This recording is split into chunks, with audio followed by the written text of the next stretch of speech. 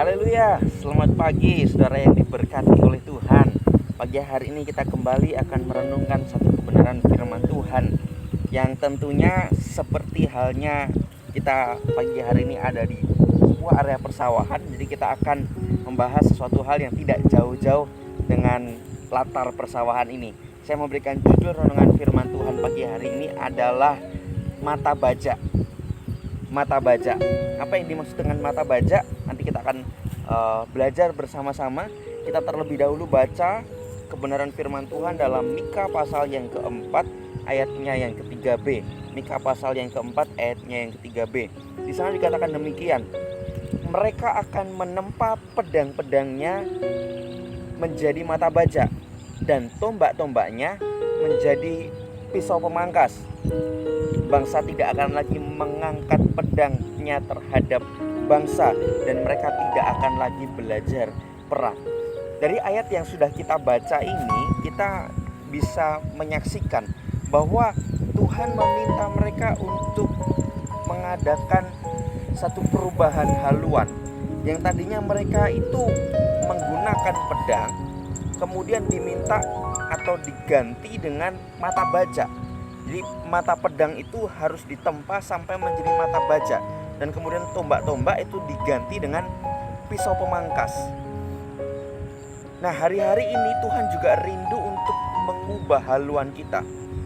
Sama seperti keadaan Israel pada waktu itu yang diminta oleh Tuhan untuk mengubah haluan mereka.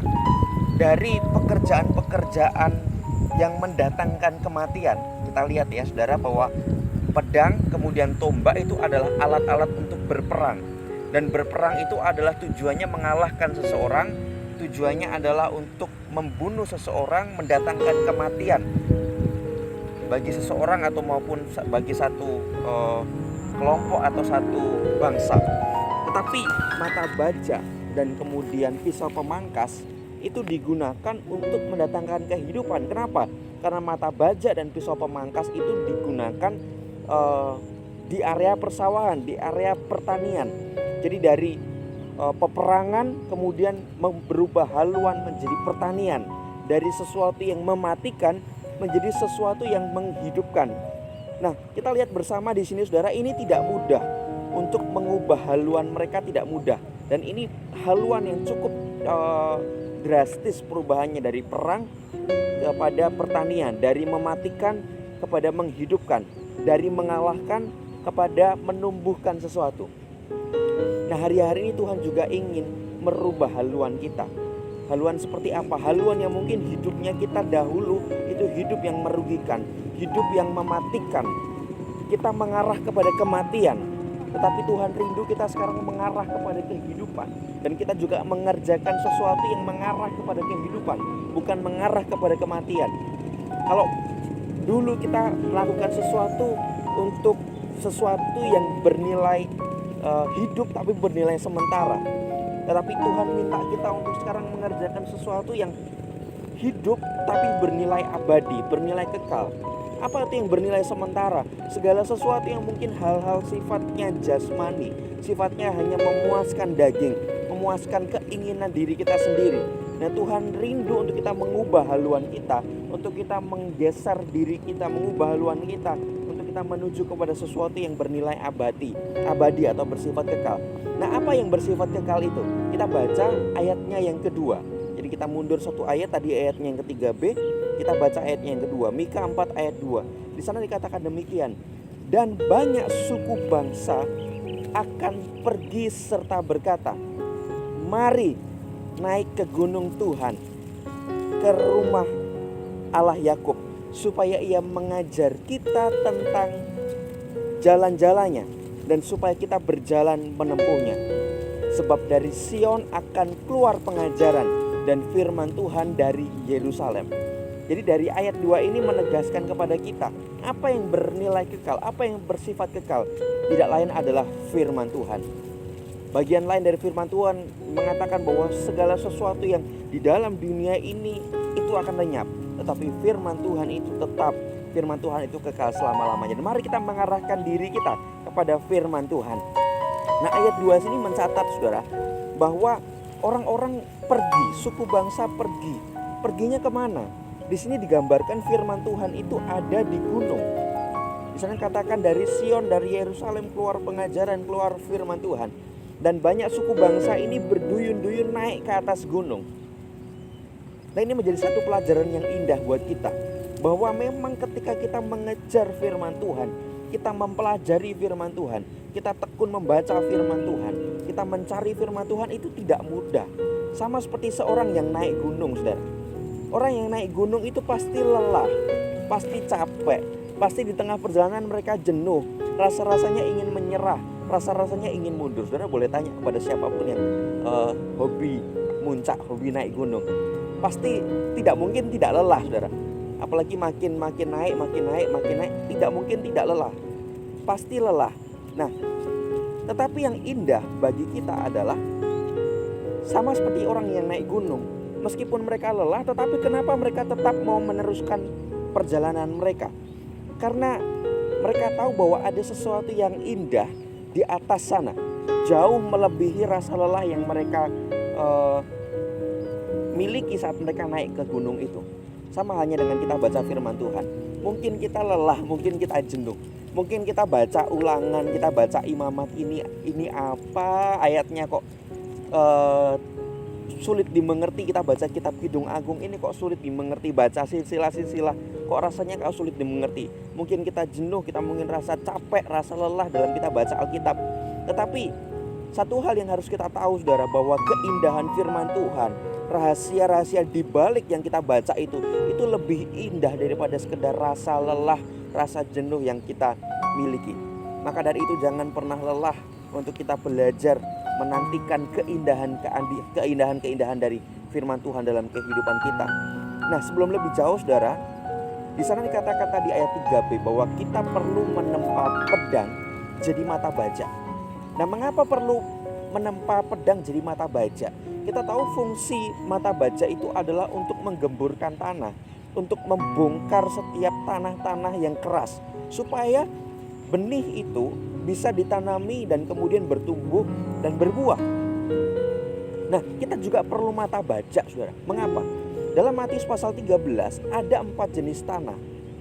Ada tanah yang di pinggir jalan, tanah yang berbatu, tanah yang bersemak duri, dan yang satu ini tanah yang paling baik, tanah yang subur. Nah, seberapa banyak kita itu seperti 3 tanah yang lain? Pinggir jalan, berbatu, bersemak duri. Tanah yang tidak baik, tanah yang keras, tanah yang tidak bisa ditanami, atau ditanami pun nanti satu saat bisa mati karena tanahnya tidak baik. Maka dari itu petani perlu membajak ketika ada batu, ketika ada semak duri, ketika tanahnya mulai keras, maka perlu dibajak dan kemudian diairi. Nah, begitu juga dengan tanah hati kita. Tanpa sadar, seringkali mengapa kita datang kebaktian, datang dengar firman Tuhan, pulang tidak ada sesuatu yang bertumbuh dalam diri kita. Pulang tidak ada perubahan yang besar dalam diri kita. Pulang kita sama saja seperti kita datang. Tidak ada perubahan hidup, tidak ada transformasi hidup. Mengapa, saudara? Tidak lain adalah karena tanah hati kita keras, sehingga ketika benih firman Tuhan itu disampaikan, maka benih itu tidak bisa bertumbuh dalam diri kita karena kita mengeraskan hati kita. Maka perlu dibajak. Apa yang membuat hati kita keras? Seringkali dosa, seringkali kita merasa benar di hadapan Tuhan, seringkali kita merasa baik-baik saja, merasa hidup saya kudus, merasa hidup saya itu baik-baik saja, tidak ada masalah. Itu yang membuat kemudian ketika firman Tuhan disampaikan tidak bisa bertumbuh. Maka dari itu kita perlu membajak diri kita, membajak hati kita, supaya ketika firman Tuhan itu disampaikan, betul-betul firman Tuhan itu bisa tertanam dalam hidup kita. Nah, ketika kita mau bajak hati kita, seringkali itu menyakitkan, saudara, karena harus ada yang dibongkar, harus ada yang dihancurkan. Apa? Seringkali mungkin kenyamanan kita. Kita lebih nyaman untuk berbaring di kasur kita. Kita lebih nyaman untuk kita berada di depan televisi kita. Kita lebih nyaman untuk kita berada bersama dengan teman-teman kita di kafe. Tetapi semuanya itu perlu dibongkar, perlu dihancurkan, perlu dibajak. Tanah hati yang keras perlu dibajak. Zona nyaman dalam hidup kita perlu dibajak, supaya betul-betul ketika firman Tuhan itu ditaburkan, benih-benih itu boleh tertanam dan bertumbuh dalam setiap kehidupan kita. Amsal 20 ayat 4 di sana katakan, Pada musim dingin si pemalas tidak membaca. Jika ia mencarinya pada musim menuai, maka tidak ada apa-apa. Mari saudara, ketika musim dingin pemalas membaca, tetapi ketika musim menuai mereka tidak dapat apa-apa. Kenapa? Karena mereka betul-betul malas dalam membaca. Nah, kita perlu punya kerajinan dalam membaca. Sebelum kita dengarkan firman Tuhan, kita perlu baca hati kita dulu. Dengan apa saudara? Betul-betul kita tinggalkan zona nyaman kita. Kita menyadari kelemahan kita, menyadari keberdosaan kita di hadapan Tuhan. Kita tenggelam dalam hadirat Tuhan, ini juga salah satu membaca diri kita. Mengapa seringkali kita memuji Tuhan terlebih dahulu sebelum kita dengarkan firman Tuhan? Supaya kita menikmati hadirat Tuhan, dan di dalam hadirat itu, hadirat yang menyentuh kita. Kita tenggelam dalam hadirat Tuhan dan kita betul-betul dibaca, kita dihancurkan, kita dileburkan. Supaya firman Tuhan betul-betul bisa tertanam dalam hidup kita. Mari saudara, rajin membaca. Bagian lain dalam firman Tuhan dikatakan bahwa Paulus menanam, Apolos menyiram. Tuhan yang memberi pertumbuhan. Ternyata semuanya punya bagiannya masing-masing. Kita membaca dan mungkin ada orang lain yang menanamkan firman itu, menyiramkan air itu dalam hidup kita. Dan Tuhan yang akan mengerjakan pertumbuhan. Jangan salahkan Tuhan ketika tidak ada pertumbuhan dalam diri kita. Karena ternyata memang diri kita yang tidak mau menerima firman Tuhan. Ketika firman Tuhan disampaikan, kita mengeraskan hati kita. Mari saudara, jadilah pekerja, jadilah petani yang rajin dalam membaca sawah hati kita, membaca tanah hati kita, supaya tanah hati kita menjadi tanah yang gembur di hadapan Tuhan. Jangan bosan-bosan membaca. Karena Lukas pasal 9 ayat 62, di sana dikatakan, tetapi Yesus berkata, setiap orang yang siap untuk membaca tapi menoleh ke belakang tidak layak untuk kerajaan Allah. Mari saudara, ketika kita sudah ambil bagian dalam membaca, jangan lagi menoleh ke belakang. Pandang terus ke depan, pandang terus kerajaan Allah, pandang terus firman Tuhan, terus maju, terus melangkah, terus berjalan, terus membaca, jangan berhenti. Dan supaya betul-betul sampai tanah hati kita itu menjadi tanah hati yang subur untuk ditanami oleh kebenaran firman Tuhan. Seringkali pergaulan-pergaulan yang buruk, pergaulan-pergaulan yang di luar Tuhan, pergaulan-pergaulan atau bahkan mungkin pergaulan yang di dalam Tuhan, tetapi pergaulan itu pergaulan yang buruk. Seringkali itu juga membuat hati kita semakin keras. Mari sekali lagi saudara, baca hati kita. Tempa mata pedang itu menjadi mata baca. Tempa sesuatu yang mungkin kita tadinya melakukan sesuatu yang di luar Tuhan, melakukan sesuatu yang jauh dari Tuhan. Mari kita arahkan hidup kita. Kita ubah haluan kita untuk kita siap membaca diri kita. Kita harus punya mata baca itu untuk menempa, untuk membongkar hati kita, menghancurkan hati kita, supaya kita punya hati yang betul-betul siap, hati yang digemburkan, hati yang subur untuk ditanami oleh benih-benih kebenaran firman Tuhan. Mari kita terus membaca sampai hati kita gembur, sampai Tuhan datang kedua kali. Selamat membaca, selamat ditanami firman Tuhan, selamat bertumbuh dan selamat berbuah untuk hormat kemuliaan bagi nama Tuhan. Ini renungan firman Tuhan hari ini. Tuhan Yesus memberkati kita semua. Haleluya.